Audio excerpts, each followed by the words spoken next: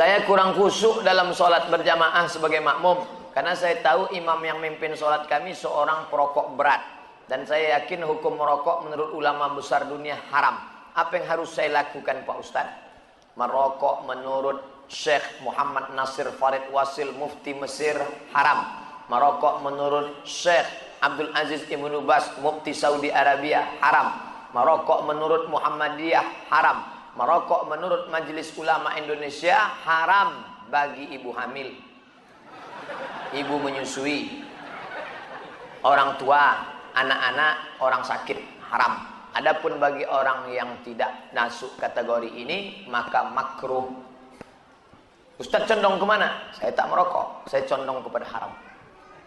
Nah, jadi kalau bapak ini berkeyakinan rokok itu haram, maka dia tak mau berimam kepada imam, dia anggap imam itu fasik.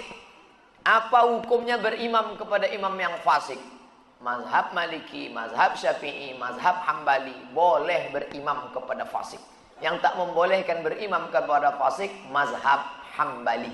Begitu dalam kitab Al-Fiqhul Islami wa Adillatuh. Ustaz pribadi, andai ada imam itu perokok, apakah Ustaz tetap sholat di belakangnya? Saya sholat aja di belakangnya. Masalah sholat saya sah, saya dapat pahala jamaah. Masalah dosa dia merokok, itu urusan dia.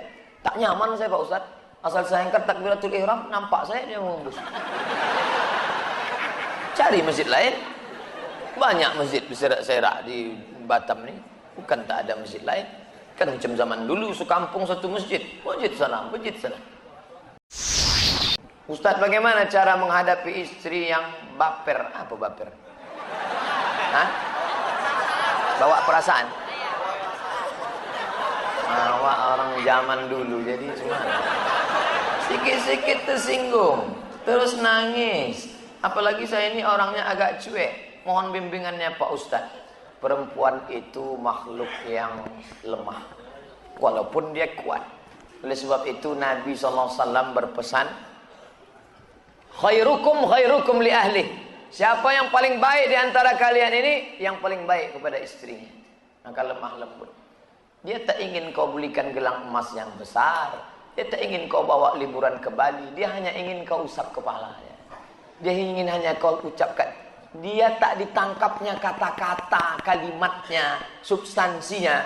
Yang ditangkapnya adalah ucapan yang keluar dari mulutmu. Maka Nabi tak pernah memanggil nama Aisyah.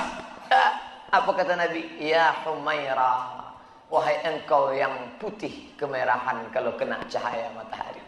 Kenapa tak dipanggilnya nama? Ya Aisyah, biasa. Tapi kalau dipanggil Ya Humairah, wahai engkau yang cantik putih kemerah-merahan. Pak Ustaz, boleh saya panggil bini saya Ya Humairah? Boleh. Tapi dia tak putih Pak Ustaz. Apa-apa. Apa-apa. Menyenangkan hati orang, apa pula salah? Jangan terlalu jujur. Bini tak panggilnya Ya Hajar Aswad. Ngamuklah orang. Apa pendapat dan nasihat Ustadz untuk umat Islam yang akan mengkonsumsi obat-obatan, sedangkan hasil rilis Menkes RI, obat yang beredar di Indonesia rata-rata bercampur dengan enzim babi, bahkan tak ada label halal dari MUI. Cari obat yang halal, bukan morfin, bukan heroin, bukan babi, bukan khamar, karena kita tak disuruh berobat dengan yang haram. Herbal-herbal tak ada Pak Ustaz, sudah kami cari tak ada. Pilihannya cuma dua. Kalau tidak mati babi, maka kita tak boleh pilih mati, pilih babi. Dua mudarat, bertemu dua mudarat, mana yang dipakai? Akhafud dararain, mudarat yang teringan, yang dipakai yang teringan. Kau pilih mana? Babi atau mati? Aku pilih mati aja lah. Tak boleh, pilih babi. Masuk ke hutan, mati tak makan, atau babi, ambil daging babi, bakar, colek-colek ke kecap, sementara dapat pisang. Tapi setelah dapat pisang, tinggalkan babi ini. Janganlah dapat pisang, makan juga babi. Kenapa kau makan babi? Enak Ustaz. Istri saya mu'alaf, dia kepingin sekali pakai hijab, tapi ibunya tak senang. Gimana Pak Ustaz? Sementara surga di bawah tapak kaki ibu. Ibu yang mana? Ibu yang taat kepada Allah, ibu yang taat kepada Rasul. Tapi kalau dia tidak taat pada Allah dan Rasul, la ta'ata li makhluqin, tidak ada ketaatan kepada makhluk kalau menyebabkan maksiat kepada Khalik. Kalau kau masuk Islam, aku tidak akan makan, kata emaknya, mengancam sahabat Nabi. Kalau kau masuk Islam, aku tak akan makan. Hari pertama dia tak makan, hari kedua dia tak makan, hari ketiga badannya lemas. Apa kata sahabat? Ya ummi, oh emakku, in kanat laki mi'atu nafsan, andai kau punya 100 nyawa, keluar nyawamu satu persatu, aku tak akan meninggalkan agama ini. Ucap juga mak ya. Jangankan 1 nyawamu mak, 100 nyawamu, keluar nyawamu satu persatu, aku tetap tak akan meninggalkan agama ini. Akhirnya hari ketiga tuh makan mak. Mop-mopan aja tuh. Saya sudah 1 tahun menikah, tapi belum diberi amanah keturunan. Amalan apa yang harus saya lakukan Pak Ustadz agar saya bisa cepat diberi amanah keturunan Allah Subhanahu wa taala? Rabbi habli minas salihin. Doa siapa? Ibrahim alaihissalam. Berapa lama dia berdoa baru lahir Ismail? Nabi Ibrahim berumur 86 tahun baru lahir Ismail. Sulitkah bagi Allah membuat perempuan hamil? Innama amruhu idza arada syai'an ayyaqula lahu kun fayakun. Lalu kenapa Allah tunda? Allah hanya ingin melihat kau meneteskan air mata bermunajat di tengah malam. Ya Allah, husnuzon kepada Allah Subhanahu wa taala. Andai kau beri ya Allah, mudah-mudahan dia soleh. Andai tidak ya Allah, kau selamatkan aku dari anak nurhaka. Tak ada yang lebih hebat daripada ridha kepada Allah. Tapi tetap usaha. Banyak-banyak minum madu, kata kawan. Minum. Makan kurma mengkal. Makan.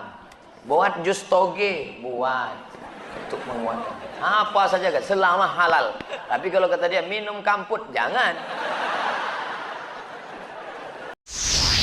Apa hukumnya bagi orang yang suka suuzon sama orang di akhirat kelak?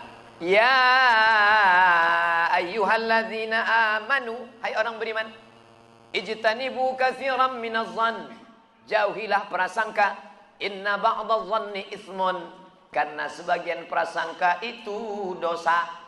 Nampak orang wajahnya cemberut, sombong dia sekarang, mentang-mentang sudah kaya, dulu senyum sama saya, dekati dia. Kok kenapa? Tabayun, jangan mudah. Ini langsung update status, sombong dia sekarang. Datangi salam. Kok kenapa cemberut dari tadi? Kita kan lama berkawan. Itulah aku sedang ini. Kenapa? Ngomonglah. Udah sebulan nih. Kenapa sebulan? Tak bisa kentut. Patutlah. Ayo ku bawakan ke dokter sana. Begitu dibawa ke dokter, kentut aja dia tiap hari. Bagaimana bila seorang ibu menjadi suatu kebiasaan menyumpahi semua anak-anaknya? Apa hukumnya? Ya Juraij. Ada ahli ibadah namanya Juraij.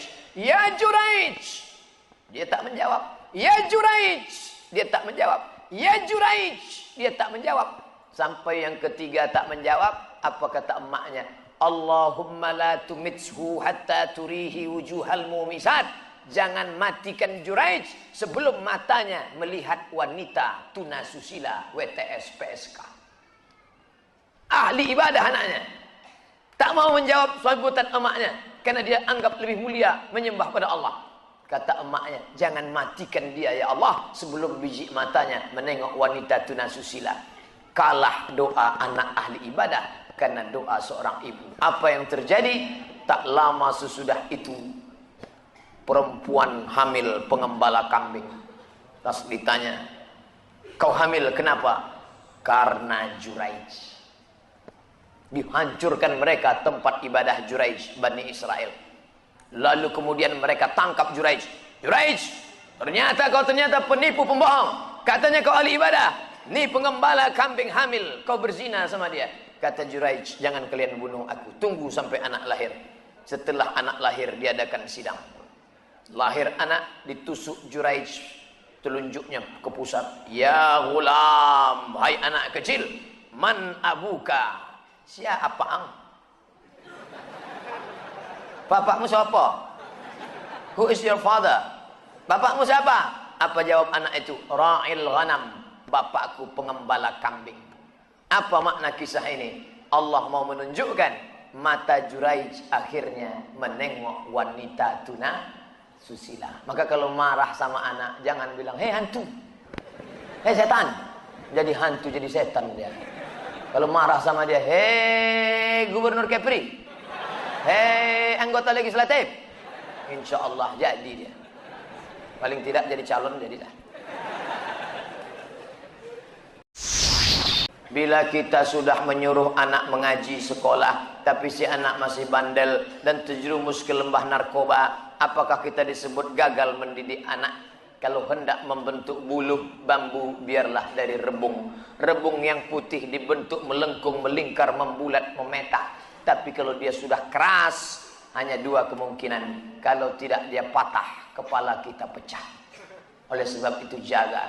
Sudah dimasukkan ke pesantren, lari. Sudah diberikan Quran pondok tahfiz, cabut. Sudah dididik tak juga Pak Ustadz. La yukallifullahu nafsan illa wus'aha. Allah tak membebani kita lebih dari kemampuan kita. Mudah-mudahan anak-anak kita soleh solihah insyaallah.